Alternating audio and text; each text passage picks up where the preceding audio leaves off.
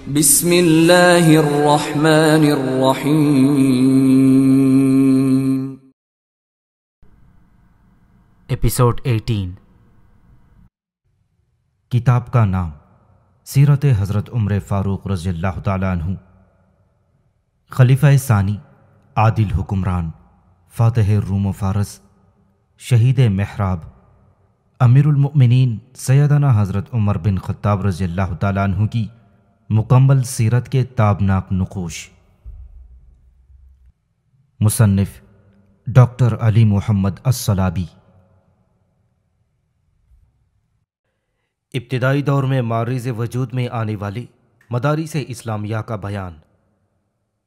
سیدنا عمر رضی اللہ تعالیٰ عنہ نے اسلامی ریاست کے طول و عرض میں جگہ جگہ درسگاہیں قائم فرمائیں، جن سے بہت سے علماء داعیان اللہ، والی اور قاضی فارغ التحصیل ہوئے تھے۔ جب ہم اسلامی تاریخ میں قائم ہونے والی ابتدائی درسگاہوں پر نظر دوڑاتے ہیں تو ہر مدرسے پر سیدنا عمر رضی اللہ تعالیٰ عنہ کا ہی اثر پاتے ہیں، کیونکہ یہ تمام مدارس قائم کرنے والے سیدنا عمر رضی اللہ تعالیٰ عنہ ہی کے علم سے متاثر اور فیض یافتہ تھے، جن کی مختصر تاریخ مندرجہ ذیل ہے۔ مکی مدرسہ۔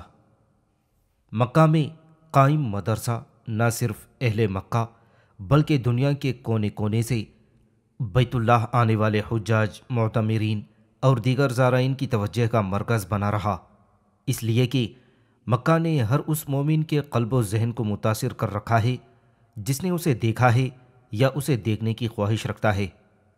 صحابہ اکرام رضی اللہ تعالیٰ عنہ مجمعین کے ابتدائی زمانے میں اگرچہ کہ اس درسگاہ میں علم کی کمی تھی، لیکن ان کے آخری دور اور تابعین عظام اور تبع تابعین کے دور میں علم میں گراں مایہ اضافہ ہوتا رہا، اور ابن ابی نجیم اور ابن جریج جیسے کبار علماء سامنے آئے۔ زمانہ تابعین میں حبر الامہ ترجمان قرآن حضرت عبداللہ بن عباس رضی اللہ تعالیٰ عنہ کو بہت ممتاز حیثیت حاصل رہی۔ انہوں نے اپنے وسیع علم اور عزم و ہمت کا سرمایہ علم تفسیر عام کرنے میں صرف کر دیا۔ انہوں نے اپنے تلامذہ کو بھی اسی نہج پر چلایا، چنانچہ ان کے زیر اثر ایسے نامور علماء پیدا ہوئے کہ تفسیر کے میدان میں انہوں نے بڑا نام پایا، اور اس درسگاہ نے تمام مدارس پر سبقت حاصل کر لی۔ اس مدرسے کی ترقی میں علماء اکرام نے بہت سے اسباب کا ذکر کیا ہے۔ ان میں سر فہرست جو سبب بیان کیا ہے وہ یہ ہے کہ اس مدرسے کے رہنما حضرت عبداللہ بن عباس رضی اللہ تعالیٰ عنہ تھے۔ حضرت عبداللہ بن عباس کو جو زبردست اہمیت اور عظمت نصیب ہوئی، علماء اکرام نے اس کے اسباب بیان کیے ہیں، جو انہیں دیگر صحابہ اکرام رضی اللہ تعالیٰ عنہ مجمعین پر کتاب اللہ کی سوجھ بوجھ میں فائق تر ثابت کرتے ہیں، اور بتاتے ہیں کہ انہیں تفسیر و تشریح کے فن میں زبردست مہارت حاصل تھی۔ اجمالی طور پر وہ اسباب یہ تھے: نبی کریم صلی اللہ علیہ وسلم کی ان کے بارے میں دین کے حصول اور علم کی تفسیر کی دعا، کبار صحابہ اکرام سے کسب فیض، استنباط مسائل میں اعلیٰ قابلیت، تفسیر سے لگاؤ، اپنے تلامذہ کی تعلیم و تربیت کے لیے خصوصی طریقہ کار کا استعمال، علم پھیلانے کی تمنا، ان کے اسفار، درازی عمر اور سیدنا عمر رضی اللہ تعالیٰ عنہ کا قرب۔ جب سیدنا عمر نے ابن عباس میں فہم و فراست اور حسن عمل کے آثار دیکھے تو انہیں اپنی مجلس میں جگہ دی، اپنے قریب بٹھایا، مجلس مشورت میں شامل کیا اور ان کی رائے کا احترام فرمایا۔ اسی وجہ سے حضرت ابن عباس رضی اللہ تعالیٰ عنہ نے بھی یہ موقع غنیمت جانا اور سیدنا عمر کی ذات گرامی سے خوب کسب فیض کیا۔ حضرت عبداللہ بن عباس رضی اللہ تعالیٰ عنہ اس وقت نوجوان تھے، چنانچہ علم و آگہی کے حصول کا انہیں خوب موقع آسانی سے میسر آیا اور وہ سب سے آگے بڑھ گئے۔ تفسیر ہو یا کوئی اور علم، وہ متقدم ہی نظر آتے۔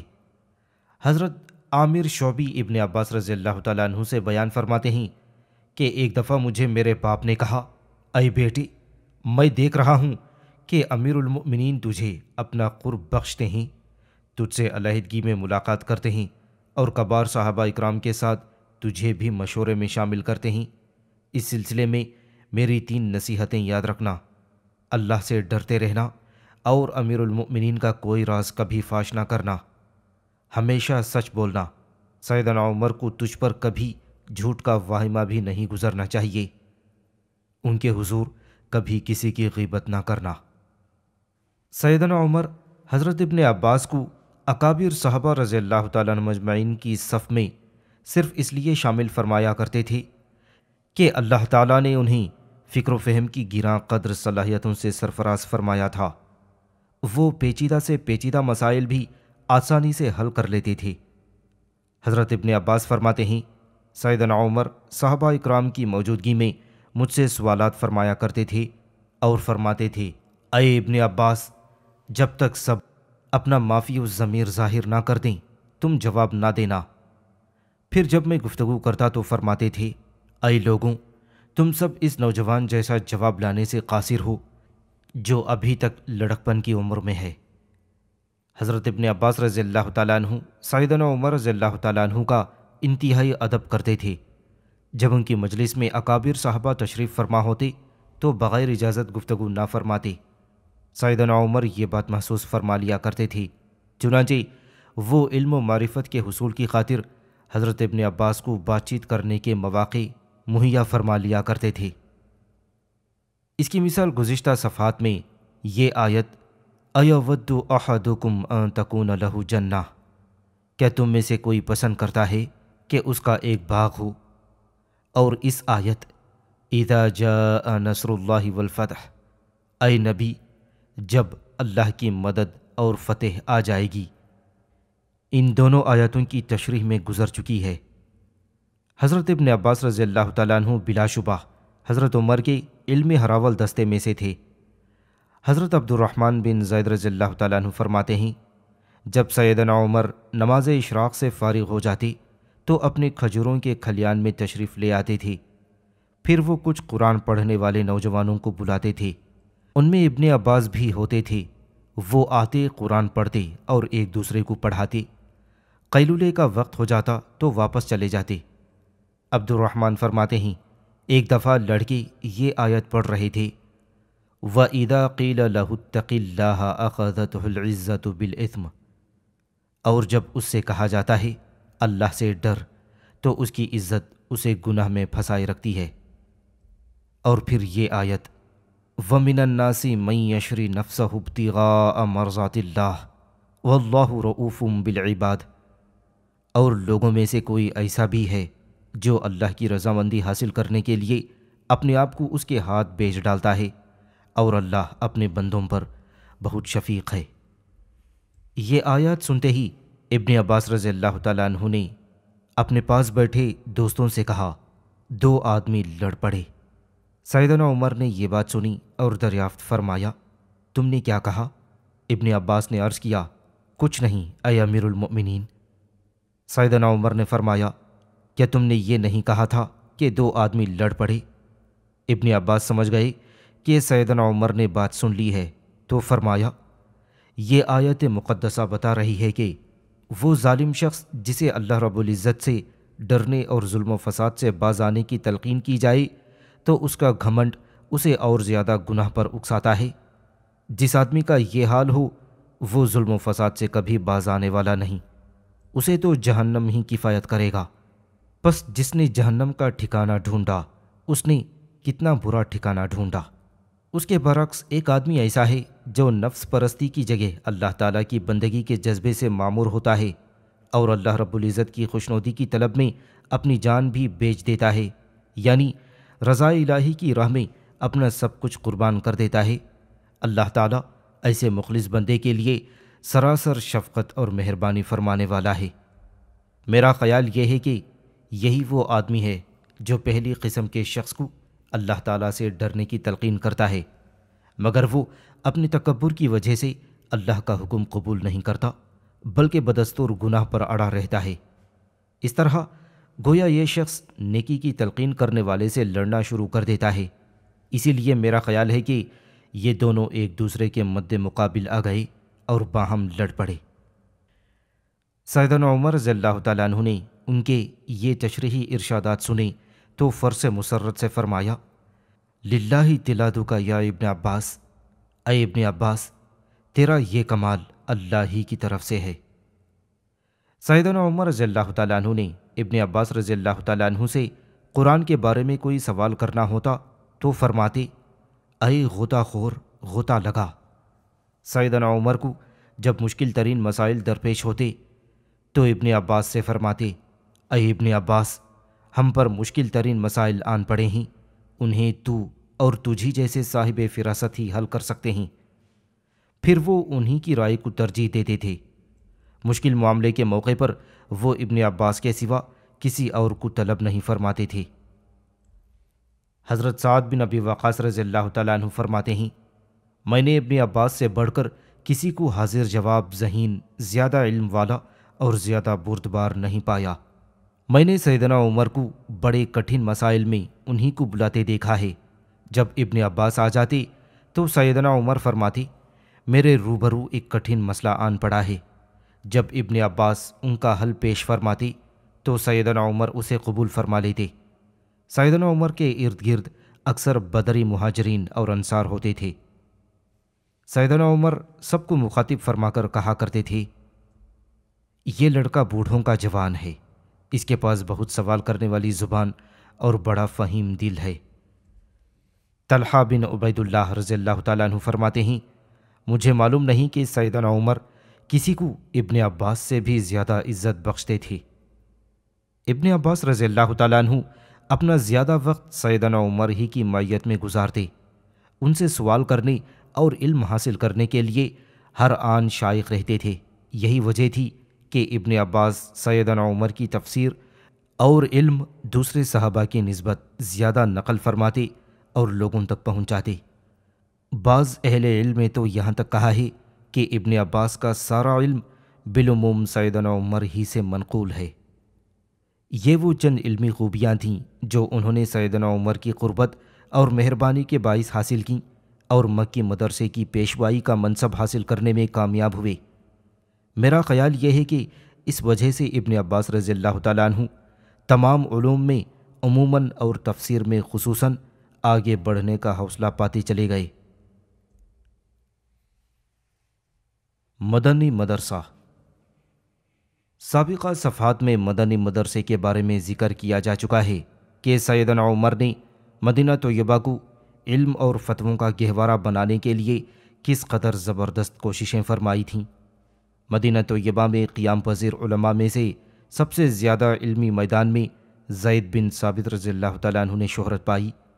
سیدنا عمر نے انہیں مدینہ میں رہنے کا پابند کر رکھا تھا۔ اسی طرح حضرت زید کے بہت سے شاگرد بھی ہوئے۔ حضرت عبداللہ بن عباس رضی اللہ تعالیٰ عنہ فرماتے ہیں، سیدنا عمر نے دیگر صحابہ کو مختلف شہروں میں مختلف ڈیوٹیاں سونپ رکھی تھیں، لیکن زید بن ثابت رضی اللہ تعالیٰ عنہ کو مدینہ میں ہی فتوے جاری کرنے کا کام سونپے رکھا۔ حمید بن اسود فرماتے ہیں، اہل مدینہ نے زید بن ثابت کے بعد سب سے زیادہ امام مالک رحمۃ اللہ علیہ کے اقوال اپنائے۔ حضرت زید رضی اللہ تعالیٰ عنہ ان صحابہ میں سے تھے جنہیں اللہ تعالیٰ نے شاگردوں کا وسیع حلقہ عطا فرمایا۔ لوگوں نے ان کے اقوال کو حفظ کیا، ان کا علم پھیلایا اور ان کے منقولات عام کر دیے۔ عامر شعبی رحمۃ اللہ علیہ فرماتے ہیں، زید بن ثابت رضی اللہ تعالیٰ عنہ فرائض اور قرآنی علوم میں سب پر فائق تھے۔ علم الفرائض کے سلسلے میں نبی کریم صلی اللہ علیہ وسلم نے ان کے حق میں شہادت دی اور فرمایا، افرزہم زید بن ثابت۔ صحابہ میں سب سے زیادہ فرائض کا علم جاننے والا زید بن ثابت ہے۔ حضرت زید رضی اللہ تعالیٰ عنہ سے بہت سے فقہا تابعین نے کسب فیض کیا، جن میں سے 6 بہت مشہور ہوئے۔ علامہ ابن مدینی فرماتے ہیں، باوثوق ذرائع اور پختہ سند سے جو خبر ہم تک پہنچی ہے وہ یہ ہے کہ حضرت زید سے جن لوگوں کی ملاقات ثابت ہے وہ سعید بن مسیب، عروہ بن زبیر، قبیصہ بن زوائب، خارجہ بن زید، ابان بن عثمان اور سلیمان بن یسار رحمۃ اللہ علیہ تھے۔ گزشتہ صفحات میں ہم لکھ چکے ہیں کہ مدینے کی اس درسگاہ کا دیگر تمام علمی مراکز پر نہایت گہرا اثر تھا۔ بصری مدرسہ۔ عتبہ بن غزوان رضی اللہ تعالیٰ عنہ نے سیدنا عمر رضی اللہ تعالیٰ عنہ کے حکم سے بصرہ شہر آباد کیا تھا، جبکہ انہوں نے 14 ہجری کو اس کا نقشہ تیار کر لیا تھا۔ بصرہ شہر کے آباد ہونے کے بارے میں کئی اقوال ہیں، انشاءاللہ اس کے بارے میں مفصل بحث سیدنا عمر رضی اللہ تعالیٰ عنہ کے عہد میں آبادیات کی ترقی کے عنوان کے تحت آئے گی۔ بصرہ شہر کوفہ سے 3 سال پرانا ہے۔ یہاں کا مدرسہ جملہ علوم و فنون میں کوفی مدرسے کے مقابل تھا۔ یہاں بہت سے صحابہ اکرام نے قیام فرمایا، ان میں ابو موسیٰ اشعری اور عمران بن حسین رضی اللہ تعالیٰ عنہ بھی شامل ہیں۔ بعد ازاں مختلف صحابہ اکرام رضی اللہ تعالیٰ عنہ مجمعین وہاں مسلسل تشریف لاتے رہے۔ آخر میں آنے والے صحابی انس بن مالک رضی اللہ تعالیٰ عنہ تھے۔ اس مدرسے کے مشہور ترین مقیم صحابہ اکرام میں سر فہرست ابو موسیٰ اور حضرت انس بن مالک تھے۔ ابو موسیٰ اشعری رضی اللہ تعالیٰ عنہ ان لوگوں میں سے تھے جو مکہ آئے مسلمان ہوئے، انہوں نے حبشہ کی طرف ہجرت بھی فرمائی۔ ان کا شمار کبار علماء صحابہ میں ہوتا ہے۔ وہ بصرہ گئے اور مقامی باشندوں کو دین کی تعلیم سے آراستہ کیا۔ حضرت ابو موسیٰ رضی اللہ تعالیٰ عنہ سیدنا عمر سے بے حد متاثر رہتے تھے۔ ان دونوں جلیل القدر ہستیوں کے درمیان خط و کتابت بھی جاری رہتی تھی، جس کی تفصیلات گورنروں اور قاضیوں کے تذکرے کے تحت آئیں گی۔ ابو موسیٰ اشعری رضی اللہ تعالیٰ عنہ علم و عبادت، پرہیزگاری، حیا، عزت نفس، پاک دامنی، زہد اور اسلام پر استقامت جیسی خوبیوں سے آراستہ تھے۔ ان کا شمار کبار علماء، فقہا اور مفتیوں میں ہوتا تھا۔ علامہ ذہبی تذکرۃ الحفاظ میں انہیں صحابہ اکرام کے پہلے طبقے میں شمار فرماتے ہیں اور ان کے بارے میں فرماتے ہیں کہ وہ بڑے نیک بخت عالم تھے، ہر دم کتاب اللہ کی تلاوت کرنے والے تھے۔ ان کے قرآن پڑھنے کا انداز اور لہجہ انتہائی شاندار اور پرکشش تھا۔ قرآن پڑھنا اور لہجے کی عمدگی انتہا درجے کی تھی۔ انہوں نے دین کا نہایت بابرکت علم لوگوں تک پہنچایا۔ وہ اہل بصرہ کے سب سے بڑے قاری اور فقیہ تھے۔ سیدنا ابو موسیٰ اشعری رضی اللہ تعالیٰ عنہ نبی کریم صلی اللہ علیہ وسلم کے انتہائی قریب رہنے والے تھے۔ انہوں نے بہت سے کبار صحابہ مثلاً حضرت عمر، حضرت علی، ابی بن کعب اور عبداللہ بن مسعود رضی اللہ تعالیٰ عنہ اجمعین جیسی مقدس ہستیوں سے کسب فیض کیا۔ خصوصاً وہ سیدنا عمر سے بڑے متاثر رہے۔ سیدنا عمر نے ان سے بصرہ کی طویل مدت تک قائم رہنے والی ولایت کے دوران خط و کتابت کے ذریعے سے رابطہ قائم رکھا۔ وہ ان کی خبرگیری فرماتے تھے۔ جب کوئی مشکل آڑے آتی تو حضرت ابو موسیٰ رضی اللہ تعالیٰ عنہ سیدنا عمر کی طرف رجوع فرماتے تھے۔ امام شعبی رحمۃ اللہ علیہ نے انہیں امت کے مشہور ترین 4 قاضیوں میں شمار کیا ہے۔ انہوں نے فرمایا، اس امت کے 4 قاضی ہوئے ہیں، عمر، علی، زید بن ثابت اور ابو موسیٰ اشعری رضی اللہ تعالیٰ عنہ اجمعین۔ حضرت ابو موسیٰ جب مدینہ تشریف لاتے تو زیادہ وقت سیدنا عمر کے ہی ساتھ رہتے تھے۔ ابو بکر بن ابو موسیٰ سے روایت ہے کہ ایک دن ابو موسیٰ رضی اللہ تعالیٰ عنہ سیدنا عمر کے پاس عشاء کے بعد تشریف لائے۔ انہوں نے پوچھا، آپ اس وقت کیسے آئے؟ ابو موسیٰ نے عرض کیا، آپ سے کچھ باتیں کرنے آیا ہوں۔ سیدنا عمر نے فرمایا، اس وقت؟ ابو موسیٰ نے عرض کیا، جی ہاں، کچھ علمی باتیں کرنی ہیں۔ سیدنا عمر بیٹھ گئے، دونوں دیر تک باہم گفتگو کرتے رہے۔ پھر ابو موسیٰ رضی اللہ تعالیٰ عنہ نے فرمایا، اے امیر المؤمنین، نماز کا وقت ہو گیا ہے۔ سیدنا عمر نے فرمایا، اب بھی ہم نماز ہی میں تھے۔ حضرت ابو موسیٰ رضی اللہ تعالیٰ عنہ جس طرح حصول علم کا شوق رکھتے تھے، اسی طرح وہ علم کو پھیلانے اور لوگوں کو تعلیم یافتہ بنانے کے آرزومند بھی رہتے تھے۔ وہ اپنے خطبوں میں لوگوں کو تعلیم و تعلم کی اہمیت اور افادیت سے روشناس کراتے تھے۔ ابو المہلب فرماتے ہیں، میں نے ابو موسیٰ اشعری رضی اللہ تعالیٰ عنہ کو منبر پر فرماتے ہوئے سنا، جسے اللہ تعالیٰ نے علم سے نوازا ہے وہ اس خزانے کو لوگوں میں تقسیم کرے اور بغیر علم کے کوئی بات نہ کہے، وگرنہ وہ متکلف اور بناوٹی آدمی سمجھا جائے گا اور دین سے نکل جائے گا۔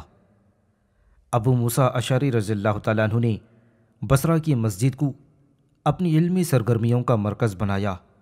وہ روزانہ اپنا بہت سا وقت علمی مجالس کے لیے وقف فرماتے۔ ان پر کوئی وقت ایسا نہ گزرتا جب وہ لوگوں کو علم سکھلانے اور مسائل سمجھانے میں مصروف نہ ہوتے۔ وہ جو ہی نماز سے سلام پھیرتے لوگوں کی طرف متوجہ ہو جاتے، انہیں دین کا علم خصوصاً قرآن کریم کی قرأت سکھلاتے۔ ابن شوذب فرماتے ہیں ابو موسیٰ رضی اللہ تعالیٰ عنہ جب فجر کی نماز سے فارغ ہوتے تو تمام صفوں میں فرداً فرداً ہر آدمی کو قرأت قرآن کا سبق دیتے۔ حضرت ابو موسیٰ رضی اللہ تعالیٰ عنہ بہت خوش آواز اور شیرین لہجے کے حامل تھے۔ وہ جب تلاوت قرآن میں مصروف ہوتے تو لوگ ان کے آس پاس جمع ہو جاتے۔ وہ جب بھی سیدنا عمر کے پاس آتے، سیدنا عمر ان سے تلاوت قرآن ہی کی فرمائش کرتے تھے۔ اللہ تعالیٰ نے ان سے مسلمانوں کو زیور تعلیم سے آراستہ کرنے کا کام لیا۔ انہوں نے قرآن کی تعلیم کی جہاں تک ممکن ہو پوری اسلامی ریاست کے شہروں میں اشاعت فرمائی، اور جہاں جہاں بھی جا سکے قرآنی تعلیم کا نور عام کرتے رہے۔ اس سلسلے میں انہوں نے اپنی دلکش آواز اور نہایت پرکشش لہجے سے بڑا کام لیا۔ لوگ ان کی زبان مبارک سے قرآن سننے کے لیے جوق در جوق آتے تھے۔ بصرہ میں ان کے گرد شائقین علم کا بڑا گروہ جمع ہو گیا۔ انہوں نے طلباء کی گروپ بندی کی، ان کے علیحدہ علیحدہ حلقے بنائے۔ وہ باری باری سب کے پاس جاتے، انہیں قرآن سناتے اور پھر ان سے سنتے اور غلطیوں کی تصحیح فرماتے۔ قرآن کریم کی تلاوت اور تعلیم و تدریس کی وجہ سے حضرت ابو موسیٰ اشعری رضی اللہ تعالیٰ عنہ انتہائی مصروف رہتے تھے۔ حضر ہو یا سفر، انہوں نے اپنا اکثر وقت اشاعت قرآن میں ہی صرف فرمایا۔ انس بن مالک رضی اللہ تعالیٰ عنہ فرماتے ہیں مجھے ابو موسیٰ رضی اللہ تعالیٰ عنہ نے سیدنا عمر کی خدمت میں بھیجا تو سیدنا عمر نے دریافت فرمایا تو نے اشعری کو کس حالت میں چھوڑا؟ میں نے عرض کیا میں نے انہیں لوگوں کو قرآن کی تعلیم دیتے ہوئے چھوڑا ہے۔ سیدنا عمر نے فرمایا وہ بڑا دانا آدمی ہے، مگر تم اسے یہ بات نہ بتانا۔ حضرت ابو موسیٰ رضی اللہ تعالیٰ عنہ جہاد کے لیے نکلتے تھے تو اس وقت بھی فقہ اور علم دین ہی کی اشاعت میں مصروف رہتے تھے۔ حتاب بن عبداللہ الرقاشی بیان فرماتے ہیں کہ ہم ابو موسیٰ اشعری رضی اللہ تعالیٰ عنہ کے ساتھ ایک لشکر میں تھے اور دریائے دجلہ کے ساحل پر ٹھہرے ہوئے تھے کہ نماز کا وقت ہو گیا۔ مؤذن نے ظہر کی اذان دی، لوگوں نے وضو کیا، ابو موسیٰ رضی اللہ تعالیٰ عنہ نے نماز پڑھائی، پھر سب لوگ ٹولیوں کی شکل میں بیٹھ گئے۔ پھر نماز عصر کا وقت آ گیا، مؤذن نے عصر کی اذان دی، لوگ نماز عصر کے لیے وضو کرنے اٹھے تو انہوں نے اپنے منادی کو حکم دیا اعلان کر دو کہ وضو صرف بے وضو ہو جانے والے پر لازم ہے۔ ابو موسیٰ رضی اللہ تعالیٰ عنہ کی علمی کاوشیں رنگ لائیں، ان کی آنکھیں اپنے گرد جمع ہونے والے علماء اور حفاظ کرام کی وجہ سے ٹھنڈی ہو گئیں۔ صرف بصرہ میں ہی ان کے فیض یافتگان کی تعداد 300 کے قریب تھی۔ جب سیدنا عمر نے اپنے گورنروں سے حفاظ کرام کی فہرست طلب فرمائی تاکہ وہ ان کی عزت افزائی کریں اور ان کے روزینے مقرر کر دیں، تو ابو موسیٰ رضی اللہ تعالیٰ عنہ نے لکھا ہے کہ ہمارے ہاں جن احباب نے قرآن کریم حفظ کر لیا ہے ان کی تعداد 300 سے کچھ اوپر ہے۔ آپ ان افراد کے نام لکھ لیجئے۔ ابو موسیٰ اشعری رضی اللہ تعالیٰ عنہ نے سنت کی تعلیم اور روایت کو بھی فروغ دیا ہے۔ انہوں نے رسول اللہ صلی اللہ علیہ وسلم اور کبار صحابہ اکرام سے بہت سی روایت بیان فرمائیں، پھر ان سے بہت سے صحابہ اور کبار تابعین نے مرویات روایت فرمائیں۔ علامہ ذہبی رحمۃ اللہ علیہ فرماتے ہیں ان سے بریدہ بن حصائب، ابو امامہ باہلی، ابو سعید خدری، انس بن مالک، طارق بن شہاب، سعید بن مسیب، اسود بن یزید، ابو وائل شفیق بن سلمہ، ابو عثمان نہدی اور بہت سے دیگر حضرات نے مرویات روایت فرمائیں۔ ابو موسیٰ رضی اللہ تعالیٰ عنہ نہایت پابندی سے سنت پر عمل کرنے والے انسان تھے۔ اس کا ثبوت ان کی وہ وصیت تھی جو انہوں نے اپنے انتقال کے وقت فرمائی۔ سنت پر سختی سے عمل پیرا تھے۔ بصری مدرسے کے دوسرے بڑے پیشرو حضرت انس بن مالک رضی اللہ تعالیٰ عنہ نجاری خزرجی تھے۔ وہ خادم رسول صلی اللہ علیہ وسلم کہلاتے تھے۔ وہ اس لقب پر فخر محسوس کرتے تھے۔ حق بھی یہی تھا کہ خادم رسول اللہ صلی اللہ علیہ وسلم کی حیثیت سے ان کا درجہ بہت بلند تھا۔ انس بن مالک رضی اللہ تعالیٰ عنہ فرماتے ہیں، میں نے نبی کریم صلی اللہ علیہ وسلم کی 10 سال خدمت کی۔ اس وقت میں ایک چھوٹا لڑکا تھا۔ مزید فرمایا، نبی کریم صلی اللہ علیہ وسلم جب مدینہ تشریف لائی تو میں 10 سال کا تھا، اور جب آپ نے رحلت فرمائی اس وقت میری عمر 20 سال تھی۔ نبی کریم صلی اللہ علیہ وسلم نے ان کے لیے مال اور اولاد کی کثرت اور عمر میں برکت کی دعا فرمائی۔ آپ صلی اللہ علیہ وسلم نے فرمایا تھا، اللہم اکثر مالہ و ولدہ و بارک لہ فیہ، اے اللہ اس کا مال اور اولاد زیادہ کر دے اور اس میں برکت عطا فرما۔ علامہ ذہبی رحمۃ اللہ علیہ فرماتے ہیں، صاحب التہذیب حافظ ابن حجر رحمۃ اللہ علیہ نے قریب 200 راویوں کا حوالہ دے کر بتایا ہے کہ انہوں نے حضرت انس بن مالک رضی اللہ تعالیٰ عنہ سے احادیث روایت کی ہیں۔ حضرت انس نے 2286 احادیث روایت کیں۔ ان میں سے 280 روایات بخاری اور مسلم میں مشترک ہیں۔ امام بخاری ان کی 80 روایات اور امام مسلم 90 روایات کے ساتھ منفرد ہیں۔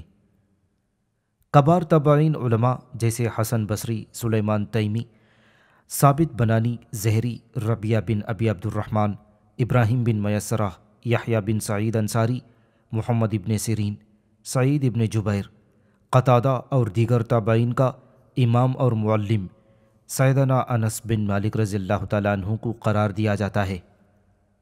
حضرت انس سنت کو روایت کرنے اور اس کی تعلیم دینے کی عظیم الشان ذمہ داری بخوبی نبھاتے تھے۔ علم ان کی مستند پہچان بن گیا تھا۔ انہوں نے خلافت راشدہ کے زمانے میں بہت سے اہم کام انجام دیے۔ خلفائے راشدین خصوصاً ابو بکر اور حضرت عمر رضی اللہ تعالیٰ عنہ اجمعین نے اپنے اپنے عہد میں انہیں مختلف مناصب پر فائز فرمایا۔ جب سیدنا عمر کے دور میں ابو موسیٰ رضی اللہ تعالیٰ عنہ بصرہ کے گورنر بنے تو انہوں نے حضرت انس رضی اللہ تعالیٰ عنہ کو قرب بخشا اور خاص مقام عطا فرمایا۔ حضرت ثابت حضرت انس رضی اللہ تعالیٰ عنہ سے روایت فرماتے ہیں کہ ایک دفعہ ہم ابو موسیٰ رضی اللہ تعالیٰ عنہ کے ساتھ ایک سفر میں تھے۔ لوگ دنیاوی گفتگو کر رہے تھے۔ ابو موسیٰ رضی اللہ تعالیٰ عنہ نے کہا، اے انس، ممکن ہے کہ ان لوگوں میں سے کسی کی زبان چمڑے کو بھی کاٹ ڈالے، تو ادھر میرے پاس آ جا، ہم تھوڑی دیر اپنے رب کو یاد کر لیں۔ پھر مجھ سے فرمایا، بتاؤ لوگوں کو دین سے کس چیز نے پیچھے دھکیل دیا؟ میں نے عرض کیا، دنیا، شیطان اور نفسانی خواہشات نے۔ ابو موسیٰ نے فرمایا، نہیں، بلکہ دنیا انہیں جلدی مل گئی اور یہ آخرت کو بھول گئے۔ اللہ کی قسم، اگر یہ آخرت کو آنکھوں سے دیکھ لیں تو کسی اور طرف رخ کریں، نہ کسی اور طرف جھکیں۔ حضرت ابو موسیٰ رضی اللہ تعالیٰ عنہ حضرت انس رضی اللہ تعالیٰ عنہ ہی پر بھروسہ کرتے تھے اور سیدنا عمر کی خدمت میں انہی کو اپنا ایلچی بنا کر بھیجتے تھے۔ حضرت انس فرماتے ہیں، مجھے ابو موسیٰ اشعری رضی اللہ تعالیٰ عنہ نے بصرہ سے سیدنا عمر کی خدمت میں روانہ فرمایا تاکہ سیدنا عمر مجھ سے لوگوں کے حالات دریافت کر سکیں۔ تستر کی فتح کے بعد ابو موسیٰ نے حضرت انس کو قیدیوں اور مال غنیمت کا نگران بنا کر سیدنا عمر کی خدمت میں روانہ فرمایا۔ ان قیدیوں میں ہرمزان بھی تھا۔ حضرت انس سے بہت سے لوگوں نے احادیث روایت کیں۔ ان میں صحابہ اکرام اور تابعین کی بہت بڑی تعداد شامل تھی، خصوصاً جن حضرات کا تعلق بصرہ سے تھا۔ انہوں نے ان سے کثیر روایات بیان فرمائیں۔ سیدنا انس رضی اللہ تعالیٰ عنہ نے اپنے پیچھے اپنی عقیدت مندوں پر زہد اور عبادت کا بڑا گہرا اثر چھوڑا۔ وہ اپنے تلامذہ سے بے حد محبت فرماتے تھے، انہیں قریب بٹھاتے، عزت دیتے اور ہمیشہ تعلیم و تربیت سے آراستہ کرنے کی کوشش کرتے اور فرماتے تھے، تم اصحاب محمد صلی اللہ علیہ وسلم سے کس قدر مشابہت رکھتے ہو؟ تم تو مجھے اپنی اولاد سے بھی زیادہ محبوب ہو۔ میرا کوئی بیٹا صرف اسی وقت میری طرف سے زیادہ عزت اور محبت کا مستحق ہو سکتا ہے کہ جب وہ تم جیسا ہو۔ یاد رکھو، میں تمہارے لیے سحری کے وقت دعائیں کرتا ہوں۔ یہی وجہ تھی کہ حضرت انس بن مالک رضی اللہ تعالیٰ عنہ علماء اکرام کی ایسی رفیع شان جماعت تیار کرنے میں کامیاب ہو گئی جنہوں نے ان سے علم حدیث حاصل کیا اور آئندہ نسلوں کو پہنچایا۔ اس طرح ان کے علوم نسل در نسل پھیلتے چلے گئے اور حضرت انس کے تلامذہ 1.5 صدی سے زائد عرصے تک زندہ رہے اور علوم عالیہ کی روشنی پھیلاتے رہے۔